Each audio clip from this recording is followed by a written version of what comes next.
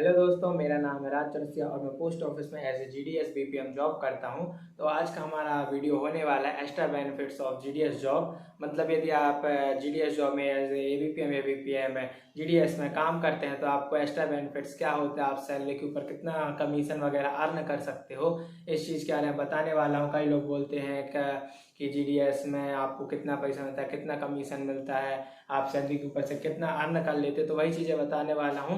इसमें हमें बहुत सी चीज़ें ID वगैरह प्रोवाइड करवाई जाती हैं गवर्नमेंट की तरफ से, जिसमें जैसे कि पोस्ट ऑफिस की जो कुछ स्कीम्स है, जैसे RPLI PLI बीमा की स्कीम है, उसमें सबसे पहले आपको एक एजेंट कोड बना कर दे दिया जाता है, जिसमें आप किसी भी व्यक्ति का ग्रामीण क्षेत्र में या फिर गवर्नमेंट एम्प्लॉय का PLI या RPLI करते हो, उसमें आप फॉर्म में अपना एजेंट कोड डालते हो, तो आपने उनका जितने लाख का बीमा किया है और उनकी जिस हिसाब से किस्त बन रही हो तो उसका आपको कमीशन दिया जाता है। इसका बहुत सी अलग अलग किस्त के हिसाब से अलग अलग कमीशन आपको मिलता है। 2% और किन्हीं का PLI RPLI में अलग कमीशन है, 1% उनकी किस्त का, 1% 2%। तो ये सारी चीज़ें मतलब डिटेल्स से बताई जा सकती है। अभी मैं आपको शॉर्ट में बता दे रहा हूँ क्योंकि मेरे पास अभी थोड़ा सा टाइम कम है, मैं काफ़ी लेट हो चुका हूँ तो मेरे को घर जाना, तो मैं आपको शॉर्ट में सारी चीज़ें बता देता हूँ।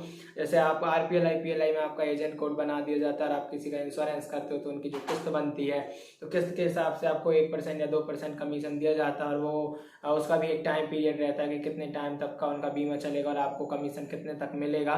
और दूसरी चीज़ रहती है आपको TD का, यदि आपके TD की स्कीम होती है पोस्ट ऑफिस में, जिसमें आप 1 साल 2 साल 3 साल 5 साल की TD कर सकते हो।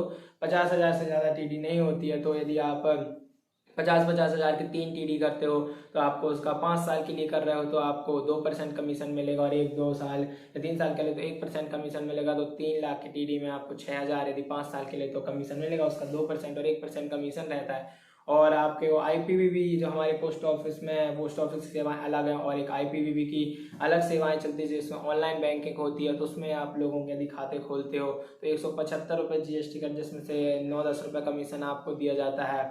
और आप GAG करते हो जिसमें कि दुर्घटना बीमा रहता है 1 साल के लिए, उसमें भी जितना बड़ा बीमा करते हो उस हिसाब से कमीशन मिलता है। और आपको आधार ID भी दी जाती है, जिसमें आप 5 साल से छोटे बच्चों का आधार बना सकते हो, और आप दूसरों के मोबाइल नंबर में आधार लिंक कर सकते हो, तो उसमें भी आपको काफ़ी कमीशन मिलता है।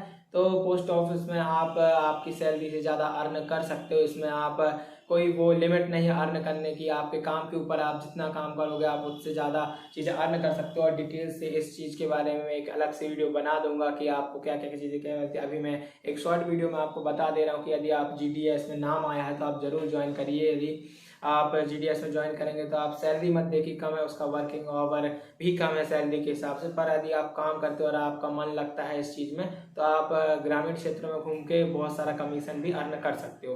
तो आशा करता हूँ आपको वीडियो अच्छी लगी होगी। थोड़ी बहुत इन्फॉर्मेशन तो आपको इस वीडियो से मिली होगी, और ज़्यादा इन्फॉर्मेशन के लिए मैं अलग से वीडियो बनाऊंगा।